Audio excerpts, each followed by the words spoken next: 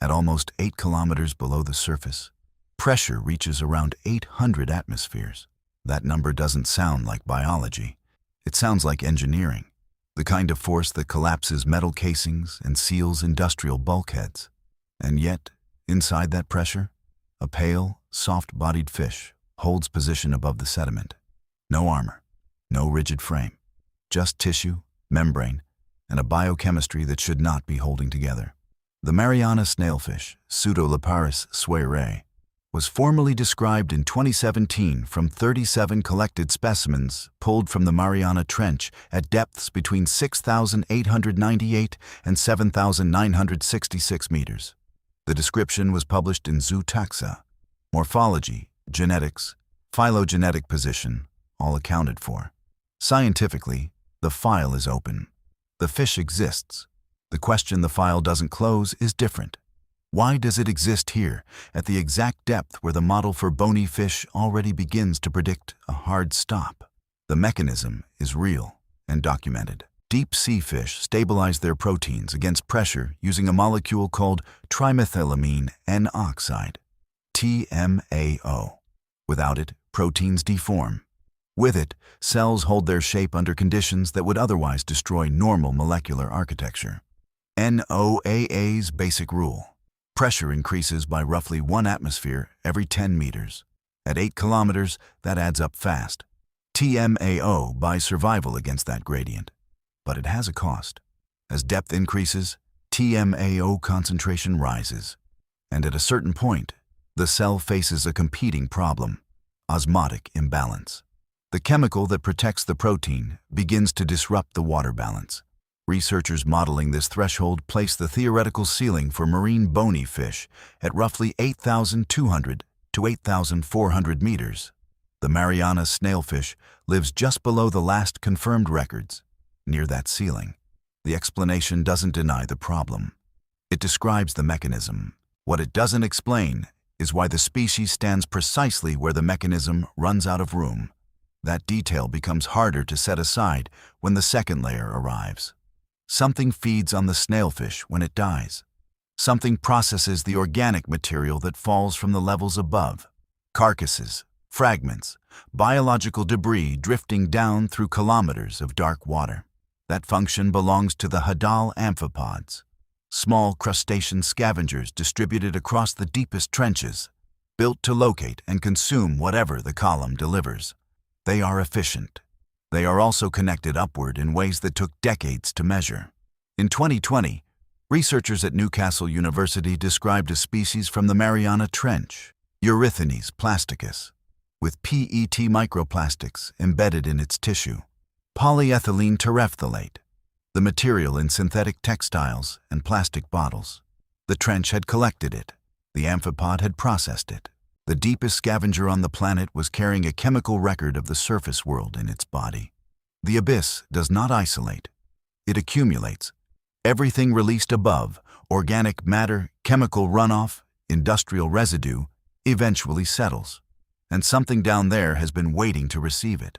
But the picture shifts when the scavenger is no longer the apex of the story.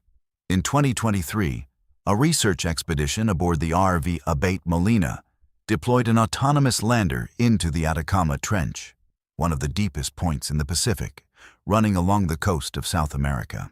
The trap came back with 4 specimens of something that had not been formally described before. Dulcibella camanchaca, nearly 4 centimeters long, white, and not a scavenger. Researchers at the Universidad de Concepción ran morphological analysis and genetic sequencing. What emerged was not a bottom feeder waiting for debris. The specialized grasping appendages told a different story. This was an active predator, built to pursue and capture smaller amphipods at a depth of 7,902 meters. Its name comes from words meaning darkness in languages of the Andean region. That choice was deliberate. The creature belongs to a world where light has not reached in any meaningful quantity for geological ages. The uncomfortable question is not whether a predator can exist at that depth. It can, and now there is documented evidence. The question is what that requires. A predator needs prey. Prey needs energy. in a system built around occasional organic fall from above, sustaining an active hunter, one that burns energy pursuing targets rather than waiting for them, demands a food web with more density and stability than the popular image of the deep trench allows. If evolution produced a specialist here, the ecosystem supporting it is larger and more structured than the data previously suggested. That structure has a second foundation, and it has nothing to do with the surface. Along the Kuril-Kamchatka and Western Aleutian trenches, a 2025 study published in Nature documented the deepest and most extensive chemosynthetic communities yet recorded.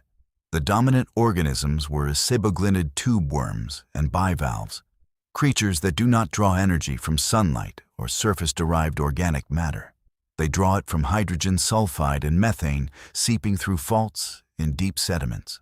The zone extended across roughly 2,500 kilometers, with communities confirmed at depths between 5,800 and 9,533 meters. Isotopic analysis traced the methane to microbial processes in buried organic material, a chemical cycle running entirely in the dark, fed by geology rather than the sun. This is not a fringe observation. It is peer-reviewed data describing ecosystems that operate on a separate energy budget from the rest of the ocean. The tube worms do not need a whale to fall. They need a crack in the seafloor and the slow chemical exhale of sediment beneath them. The standard description of the Hadal zone as a remote, food-poor desert holds for the water column above. On the bottom, it no longer holds without significant qualification. Chemical oases running for thousands of kilometers, active predators at nearly 8,000 meters, scavengers carrying synthetic residue from the surface. The trench is not a void. It is a system, and most of it was described only after the technology existed to reach it, without destroying what it found. The problem with the Kraken was never that people believed in it. The problem was that they were not entirely wrong. For centuries, the evidence came in fragments.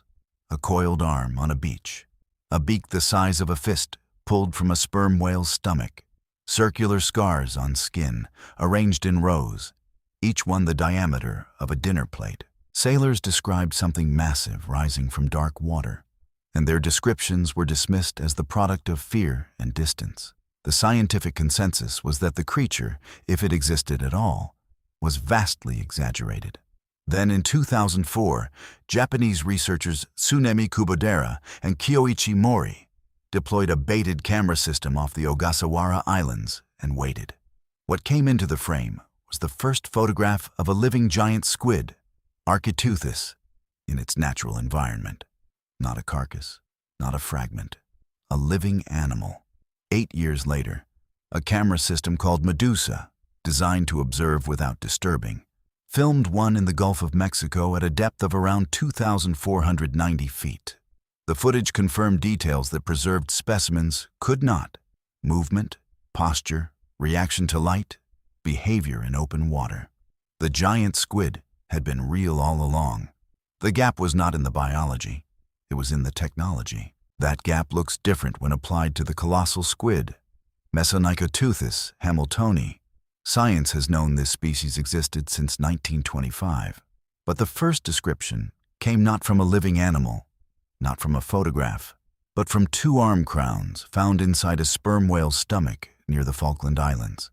The species entered the scientific record through the contents of its predator's gut. The colossal squid is heavier than the giant squid. Its arms carry hooks rather than suckers.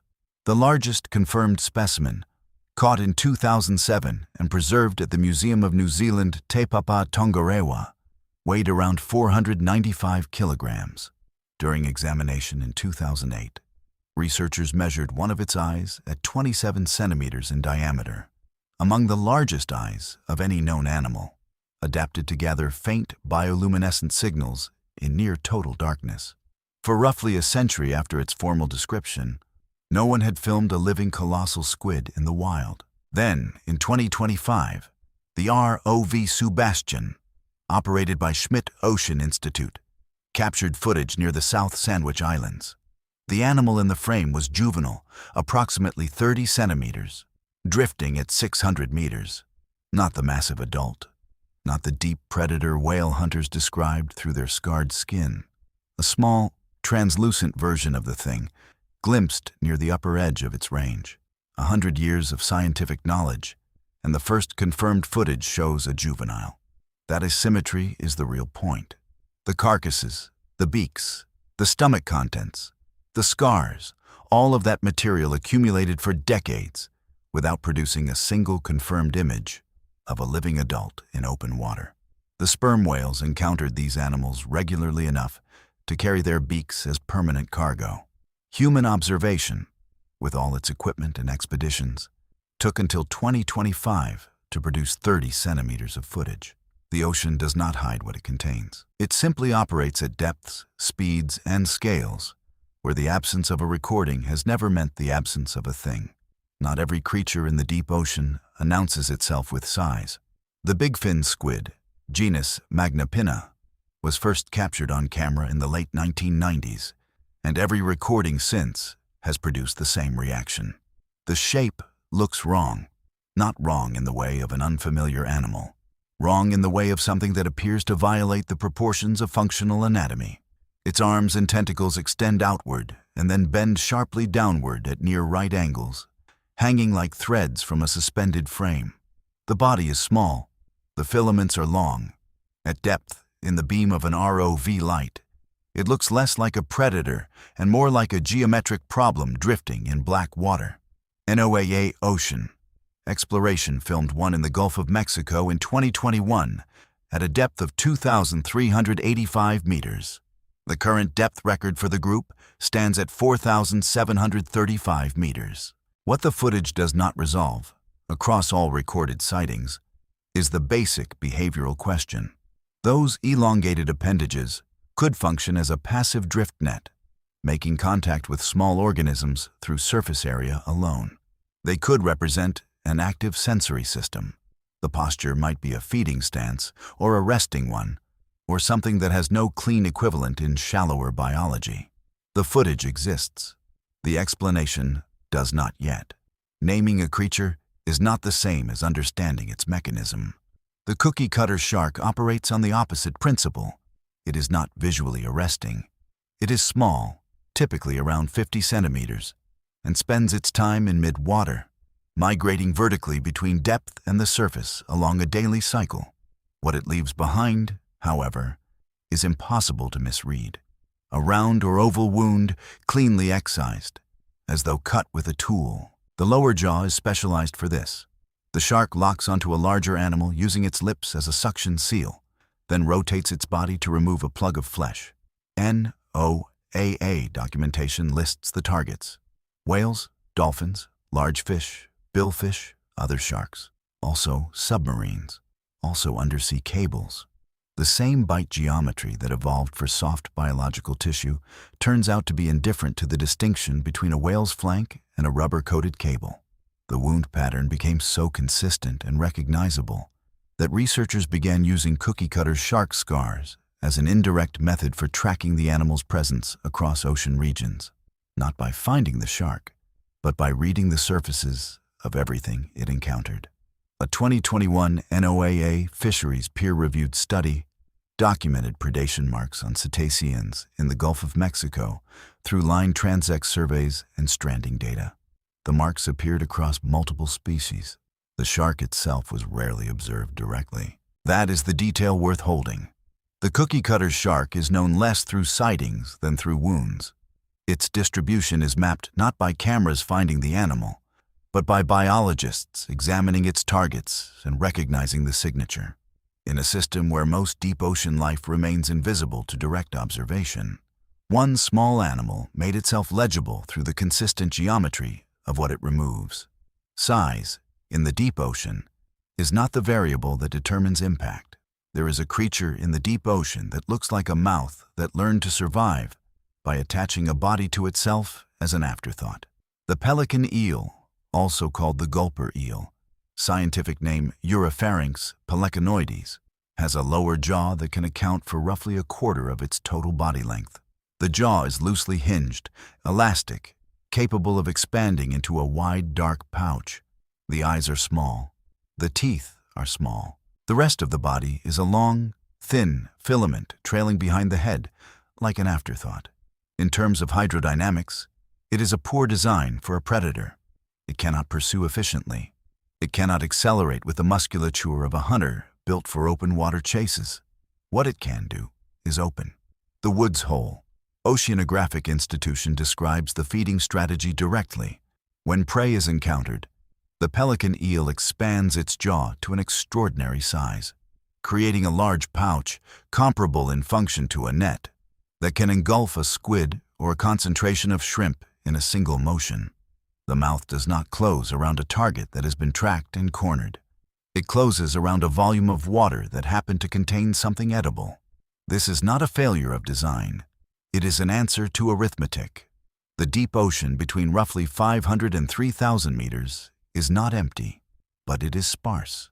Encounters with prey are infrequent and unpredictable. A body optimized for speed and pursuit burns energy between encounters, energy that cannot be reliably recovered.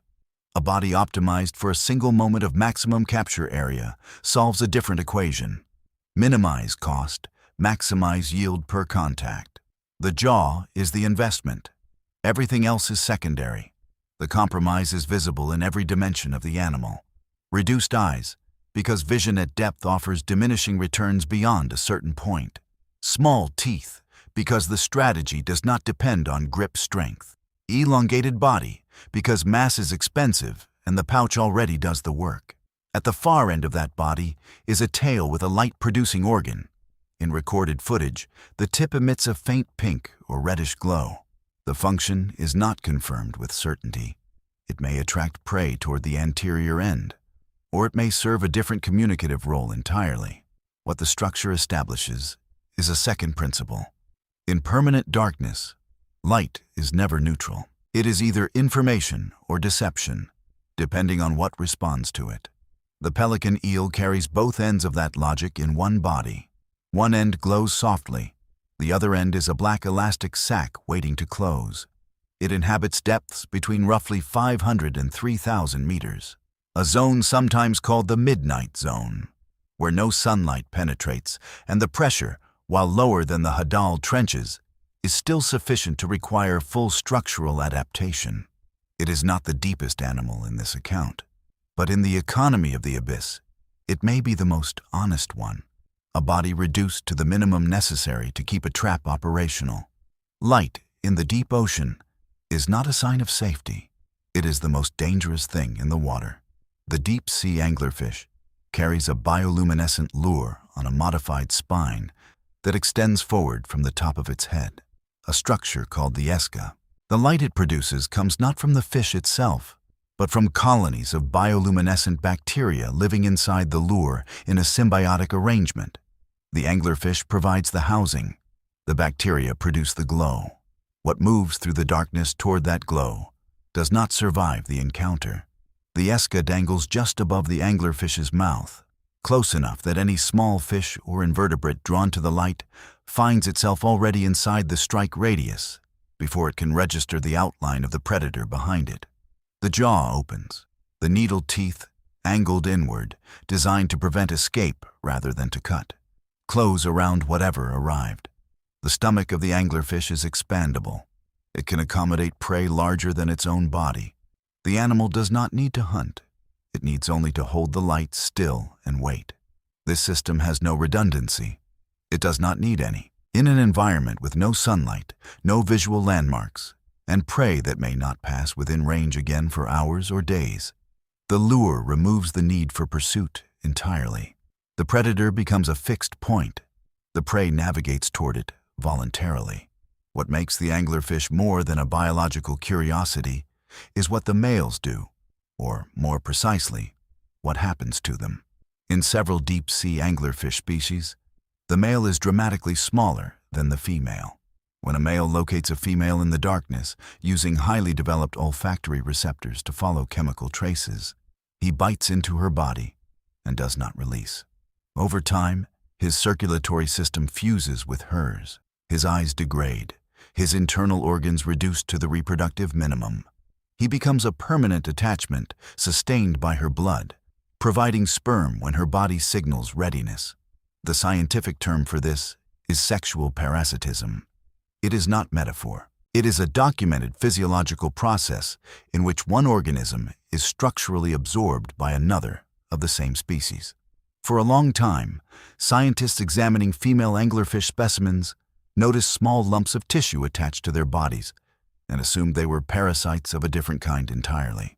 The connection to males took years to establish.